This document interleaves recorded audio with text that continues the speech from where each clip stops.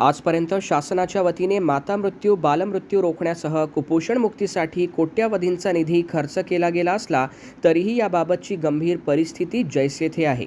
या संदर्भात न्यायालयाने दखल घेतली असताना मात्र शासन या गंभीर प्रश्नाबाबत संवेदनशील नसल्याचा समज आज कुपोषणग्रस्त भागात काम करणाऱ्या सर्व स्वयंसेवी संस्थांच्या कार्यकर्त्यांमध्ये निर्माण झाला आहे। कुपोषण मुक्तीसाठी तात्पुरत्या सुधारणा करून चालणार नाही, तर कायमस्वरूपी उपाययोजना करण्याची गरज असल्याने आज प्रशासकीय व्यवस्थेने दिलेल्या आकडेवारीवर विश्वास व्यक्त न करता मेळघाट सारख्या कुपोषित भागात काम करणाऱ्या स्वयंसेवी संस्थांच्या माहितीच्या आधारे व उच्च न्यायालयाचे दिशानिर्देश सोबतच सार्वजनिक आरोग्य विभाग व महिला बाल विकास विभागाने समन्वय राखून पुढे जाण्याची गरज असल्याची लक्षवेधी सूचना विधान परिषद आमदार संजय खोडके यांनी राज्य विधिमंडळासमक्ष केली। राज्य विधिमंडळाच्या पावसाळी अधिवेशनामध्ये आमदार संजय खोडके यांनी कुपोषण बाधित जिल्ह्यांमध्ये वाढते माता मृत्यू व बालमृत्यूचे प्रमाण एक गंभीर समस्या असल्याचे सांगून या संवेदनशील विषयाकडे सभागृहाचे लक्ष वेधले। त्यांनी याबाबतची आकडेवारी मांडताना सांगितले की सद्यस्थितीत राज्यभरात वर्ष 2025-26 या वर्षात 12,000 बालमृत्यू झालेत। त्यापूर्वी वर्ष 2021-22 मध्ये 16,000 बालमृत्यू झालेत। वर्ष 2023-24 मध्ये 13,000 बालमृत्यू, वर्ष 2024-25 मध्ये 13,000 बालमृत्यू होते। याबाबतचे आकडे हे प्रशासकीय यंत्रणेने दिले नसून ते माहितीच्या अधिकारातून समोर आले असल्याची धक्कादायक बाब सुद्धा आमदार संजय खोडके यांनी सभागृहाच्या निदर्शनास आणून दिली। प्रशासकीय यंत्रणेकडून आकडे लपविले जात असल्याने कुपोषण निर्मूलन संदर्भात उपाययोजना करताना अडचणी निर्माण होत आहेत। आदिवासी भागात वर्षानुवर्षे काम करणाऱ्या स्वयंसेवी संस्थांना सुद्धा आकडेवारी दिली जात नाही। त्यांना माहिती दिल्यास कुपोषण संदर्भातील त्रुटी, सुधारणा व उपाययोजनाबाबत संस्था काही सूचना करू शकतात। त्यामुळे आता नवसंजीवनी प्रोजेक्टचे कार्यकर्ते हायकोर्टात पोहोचल्याने कुपोषणाच्या परिस्थिती संदर्भात न्यायालयातूनच दिशानिर्देश आल्याने शासन व्यवस्था या संदर्भात असंवेदनशील असल्याच्या भावना निर्माण होत असल्याचे सुद्धा आमदार संजय खोडके यांनी सभागृहासमक्ष स्पष्ट केली। अमरावती जिल्ह्यातील मेळघाट धारणी भागात बालमृत्यू आणि माता मृत्यू कुपोषणामुळे होत आहेत। कुपोषण हा महिला व बाल विकास विभागाच्या अखत्यारीत येणारा विषय आहे। तसेच बालकांचे आरोग्य सुधारण्यासाठी पेडियाट्रिक डॉक्टरसह ॲम्ब्युलन्स सुविधा सुद्धा उपलब्ध करणे आवश्यक आहे। शासन पोषण आहारामध्ये निधी वाढवून प्रति लाभार्थी 45 रुपये करणार होते, तर स्पर्श योजनेतून ॲम्ब्युलन्स वाहक चालकांना डिझेलचे पैसे अजूनही नियमित नसल्याने पेट्रोल पंप चालकांनी ॲम्ब्युलन्सला 15 दिवस डिझेल देणे बंद केले आहे।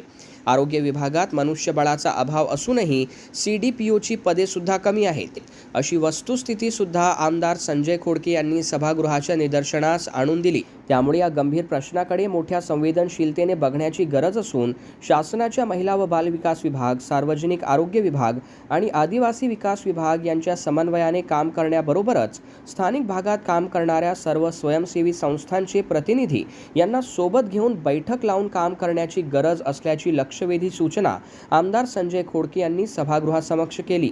माननीय मुंबई उच्च न्यायालयाच्या निर्णयानंतर मेळघाट धारणीमध्ये 300 बेडेड हॉस्पिटल निर्माण करण्यात आलेले आहे। राज्याचा सार्वजनिक आरोग्य विभाग हे काम जलद गतीने पूर्ण करणार आहे, अशी आशा सुद्धा यावेळी व्यक्त करण्यात आली। आपल्या सेशनमध्ये दरवर्षी प्रत्येक अधिवेशनामध्ये बालमृत्यू आणि कुपोषण हा विषय सातत्याने येतो। आतापर्यंत या विषयामध्ये जवळपास गव्हर्नमेंट लेवलवर, हायकोर्टाच्या लेवलवर 13 समित्या नेमल्या गेल्या आणि आत्तासुद्धा एक पिटिशन मुंबई हायकोर्टामध्ये रनिंग आहे। कदाचित त्याची तारीख उद्या असू शकते, परंतु याच्यावर परमनंट उपाय अजूनही आपण राज्य शासन करू शकलेलं नाही आहे।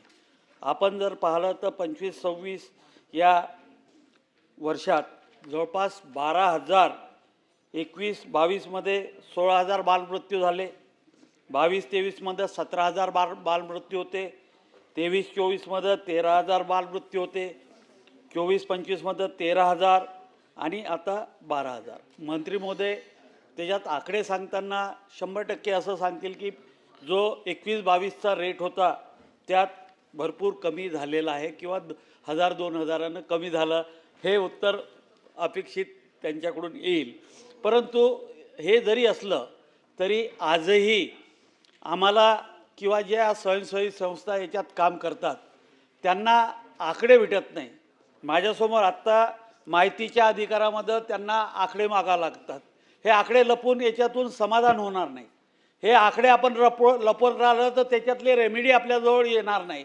म्हणून आपण सूचना करायला पाहिजे की तुम्ही जे स्वयंसेवी संस्था प्रत्येक आदिवासी भागामध्ये ज्या काम करणाऱ्या स्वयंसेवी संस्था आहे त्यांना तिथं जर व्यवस्थित माहिती दिली तर त्याच्यातले रेमेडी सांगू शकतात किंवा ते त्याच्यात काम करत आहे, वर्षानुवर्ष ते काम करून आले, त्याच्यातल्या त्रुटी संदर्भात ते काहीतरी सांगू शकतात. आत्ता माझ्याजवळ इथं रिपोर्ट आहे धुळ्याचा, नंदुरबारचा आणि राज्याचा. त्याला माहितीच्या अधिकारामध्ये मागावं लागलं. माहितीच्या अधिकारामध्ये मागतानाही त्यांना एवढी त्रोटक माहिती दिल्या जाते आणि मग ते हायकोर्टासमोर जातात. आपण आत्ताच पाहिलं की मुंबई हायकोर्टानं मेळघाटमध्ये, धारणीमध्ये जवळपास 300 बेडेड हॉस्पिटल हायकोर्टाच्या डायरेक्शननी आत्ता निर्माण केलेलं आहे. मंत्री महोदय त्याच्यात थोडं फास्ट काम केलं आणि आत्ता त्याच्या हा टेंडर प्रोसेसपर्यंत आलेला आहे. मला सांगायचा मुद्दा हा आहे की याच्यात एक डिपार्टमेंट इन्व्हॉल्व नाही आहे. जसं ही आता काल लक्षवेधी लावताना मी त्याच्यात उल्लेख केला होता की बालमृत्यू कशामुळे होऊन राहिले, तर बालमृत्यू हा सेकंडरी पार्ट आहे. बालमृत्यू किंवा बालमाता मृत्यू हा कुपोषणामुळे होत आहे. मग ते कुपोषणाचं काम कोणाचं आहे, ते महिला बाल कल्याण विभागाचं आहे. म्हणजे त्यांना देणारा पोषण आहार, या पोषण आहारामध्ये असलेल्या त्रुट्या, त्यांना मिळत नसलेलं पोषण, त्यांना वेळेवर सुविधा मिळत नसल्यामुळं हे जी गरोदर माता आहे ती कुपोषित आहे आणि तो बाळ निर्माण होऊन राहिला, तो कुपोषित बाळ निर्माण होऊन राहिला आणि त्याच्यामुळं मग तुम्ही हेल्थचे कितीही, आरोग्याचे कितीही उपाय त्याच्यावर केले तरी त्याच्यातून तुम्हाला रेमेडी मिळणार नाही आहे. म्हणून तो हा विषय बालमृत्यूचा जो आहे तो दोन्ही डिपार्टमेंटशी कन्सर्न आहे. पहिला डिपार्टमेंट त्याचा आहे महिला बाल कल्याण आणि सेकंड आहे त्याच्यातला तुमचं आरोग्य. आपण जर पाहिलं तर जर एप्रिल 25 ते 26 या मेळघाटमध्ये जवळपास 92 बालकांचा मृत्यू झाला आणि 5 मातांचा मृत्यू झाला. उच्च न्यायालयानं त्याच्यावर आत्ता कालपरवाच्या याच्यात हायकोर्टाने ताशेरे ओढले. उद्याच्या तारखेमध्ये अजून काय होते माहीत नाही, कारण की आपण त्याच्यातून सातत्यानं त्याच्या मागे आहे. मेळघाटमध्ये जो रवींद्र कोल्हेंनी जो निर्णय दिला होता त्याच्यात डॉक्टरची कमी जी आहे, त्याच्यात पेडियाट्रिक डॉक्टर जो आपण तिथं देतो ते अजूनही पेडियाट्रिक डॉक्टर पूर्णपणे तिथं पोचलेले नाही आहे. किंवा कुठेतरी आपण धारणीसारख्या ठिकाणी असतो परंतु प्रायमरी स्टेशनला पेडियाट्रिक डॉक्टर नसल्यामुळं वेळेवर त्याचं निदान होत नाही. कर्करोगासारख्या गंभीर आजार आता या मेळघाटमध्ये किंवा या आदिवासी भागामध्ये किंवा नवसंजीवनी योजनेचे जे तुमचे पूर्ण सेक्टर आहे तिथं हे सुद्धा यायला लागले आहे. पोषण आहारामध्ये त्याच्यात निधी वाढवण्याचं आपण म्हटलेलं होतं 45 रुपयापर्यंत करण्याचं आहे, ते अजून झालेलं नाही आहे. आता या सर्व गोष्टीमुळे आपण जर दुर्गम भागातला त्यांचा तो मोटर ॲम्ब्युलन्सचा प्रश्न आपण मागच्या मिटिंगमध्ये आपण मिटिंग घेतली त्याच्यात आपण तो केला होता, तो अजून दुरुस्त झालेला नाही आहे. डिझेलचा प्रश्न मी आपल्याला मांडला होता. तुमचं ते स्पर्श योजनेमुळं तो एक तिथं अजूनही आपण म्हणत असलो तरी ते स्पर्श योजनेतून ते पैसे त्या पेट्रोल पंपवाल्याला त्याच्यातून मिळत नाही आणि तो 15 दिवसानंतर त्या ॲम्ब्युलन्सला तुमच्या डिझेल देणं बंद करते. 8-10 दिवस ॲम्ब्युलन्स चालते पुन्हा बंद राहते. आपल्या स्तरावर लोक सांगतील की ते बरोबर आहे का, 2 दिवसच नव्हत्या, 3 दिवसच ॲम्ब्युलन्स नव्हत्या. परंतु याच्यातून आपल्याला वेगळा मार्ग या मेळघाटसारख्या किंवा ह्या नवसंजीवनी ज्या तुमचे जेवढे प्रोजेक्ट आहे तिथं या संदर्भात आपल्याला त्या स्पर्शच्या ऐवजी काही नवीन योजना करता येईल का त्याबाबत आपल्याला पाहायचं आहे. जर आता कुपोषणाच्या बाबतीत CDPOचे पदं म्हटले तर जवळपास 33% त्याचं पदं कमी आहे आणि त्याच्यात जर आपण तुमच्या आरोग्याच्या डॉक्टर्सचे पदं म्हटलं तर ते मोठ्या प्रमाणात रिक्त आहे आणि याच्यासाठी आपल्याला खऱ्या अर्थानं आपण चांगल्या पद्धतीनं तुम्ही आल्यानंतर खऱ्या अर्थानं त्याच्यात चांगला इंटरेस्ट घेतला, आपण सातत्यानं त्याच्यात प्रयत्न करून राहिले. परंतु हा जो विषय आहे बालमृत्यू हा फक्त आरोग्याशी निगडीत नाही आहे. याला 2-3 विभाग एकत्रितपणे काम करण्याची गरज आहे. माझी आपल्याला या निमित्तानं विनंती आहे की आपण जे उपाययोजना करून आले ते आपण सांगाच, परंतु पुढच्या काळामध्ये आपण आपल्या स्तरावर ह्या नवसंजीवनीचे जेवढे प्रोजेक्ट आहे त्याच्या संदर्भातली आणि या क्षेत्रामध्ये काम करणाऱ्या ज्या काही संस्था आहे, बंड्या साने संस्था आहे, पद्मश्री कोल्हे, आमचे कोल्हे रवींद्र कोल्हे म्हणून धारणीमध्ये काम करतात, तिथं अजून 4-5 संस्था चांगल्या काम करतात, मेळघाटमध्ये करतात, नंदुरबारमध्ये करतात, गडचिरोलीमध्ये काम करतात. त्यांना घेऊन एक वेळ बसलं पाहिजे, त्यांचं काय म्हणणं आहे आपण ऐकून घेतलं पाहिजे. कारण की आपण फक्त आपल्या प्रशासकीय व्यवस्थेवर विश्वास ठेवून चालणार नाही, कारण की प्रशासकीय व्यवस्था कुठेतरी कमजोर, कुठेतरी आपल्याला लपवून ठेवण्याचा प्रयत्न करतात. पण आपण त्यांच्याजवळ जर एक चांगलं एक दिवसाचं कंप्लीट सेमिनार जर ठेवलं, त्या प्रत्येक संस्थेचे लोक आपण बोलावले, तर त्याच्यात छोट्या छोट्या गोष्टी ज्या आहे, ज्या बालमृत्यूसाठी आणि कुपोषणासाठी जबाबदार आहे, त्याचा खऱ्या अर्थानं आपला अभ्यास होईल आणि आपल्याला तशी रेमेडी करता येईल. आणि आता हायकोर्टामध्ये जे आपण हायकोर्टाच्या मार्फत जे 300 बेडचं हॉस्पिटल आता मेळघाटमध्ये आपण चालू केलं आहे, ते थोडंसं फास्ट प्रक्रिया आपण चालू करावी. आणि पुढच्या काळामध्ये एक बैठक येणाऱ्या अधिवेशनाच्या पहिले या सर्व लोकांना मी इन्व्हाइट करतो, कारण की माझा संपर्क या जवळपास सर्व योजनेमध्ये जेवढे चांगल्या काम करणाऱ्या संस्था आहे त्या सर्वांशी, ते सर्व पिटिशनर आहे. आज बॉम्बेच्या हायकोर्टामध्ये जी तारीख जवळपास 2-3 महिने झाले चालू आहे पिटिशन, त्याच्यात हे जवळपास सर्व नवसंजीवनीमध्ये काम करणारे जे कार्यकर्ते आहे ते त्या सर्वांनी मिळून ते पिटिशन केलं आहे. आपण त्या सर्व पिटिशनरला जरी बोलावून घेतलं आणि त्यांच्याकडून आपण जर समजून घेतलं तर त्यांचं एक दुःख आहे. ते म्हणतात की हायकोर्ट जेवढं संवेदनशील आहे या बाबतीत, हे त्यांचे बोल आहे की हायकोर्ट जेवढं संवेदनशील आहे कुपोषण आणि या बालमृत्यूच्या संदर्भात, तेवढं आपलं राज्य शासन नाही. परंतु मी त्यांना समजावण्याचा प्रयत्न केला.